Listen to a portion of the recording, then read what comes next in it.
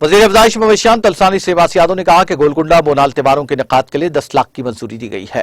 रियासती वज़ीर तलसानी श्रीवास यादव ने गोलकुंडा किले में जारी माह की 22 तारीख से शुरू होने वाले बोनाल फेस्टिवल के इंतजाम का जायजा लिया। इस मौके पर मुनक़िदा इजलास से खिताब करते हुए वज़ीर श्रीवास यादव ने कहा कि बोनाल त्योहार जो हमारी सकाफत की अलामत है, वज़ीर आला के चंद्रशेखर राव के हुक्म के मुताबिक शानदार तरीके से मुनक़िद किया जाएगा।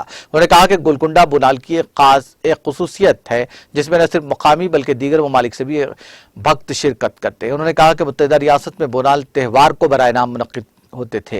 रियासत तेलंगाना की तश्कील के बाद हम उसे रियासती त्यौहार के तौर पर मना रहे हैं। श्रीवास यादव ने कहा कि तेलंगाना हुकूमत बस्तियों में मंदिरों को माली इमदाद फराहम कर रही है जिसकी मुल्क भर में नज़ीर नहीं मिलती।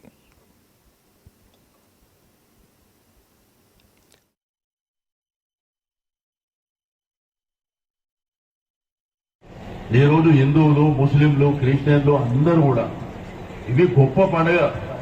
ఈ గొప్ప పండుగని ఈ మధ్యలో విడదీసి మాట్లాడుతున్నాడు ఎవడు పడితే వాడు. మీకు ఒక సంఘటన మీకు తెలియాలి. అసలు సింహవాయిన అమ్మవారి గౌలీపురాల అక్కడ బోనం ఎవరు తీసుకుపోతుండే? నిజాం నవాబ్ బోనం తీసుకుపోతుండే అక్కడికి. ఎక్కడ మన గౌలీపుర సింహవాణి అమ్మవారి లాల్ దర్వాజా. ఇప్పుడేమో కొంతమంది వచ్చి లేనిపోని సమస్యను సృష్టించే ప్రయత్నం చేస్తారు. వాళ్ళకి తెలివి లేక చేసేటువంటి కార్యక్రమాలు.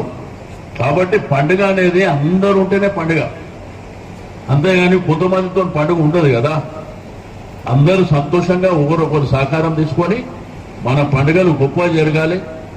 మరి పండుగలు గొప్పగా జరిగితే మరి ప్రభుత్వం కూడా మీకు తెలుసు, తెలంగాణ ప్రభుత్వం రాకముందు ఎవరు ఆర్గనైజ్ చేసిండ్రా?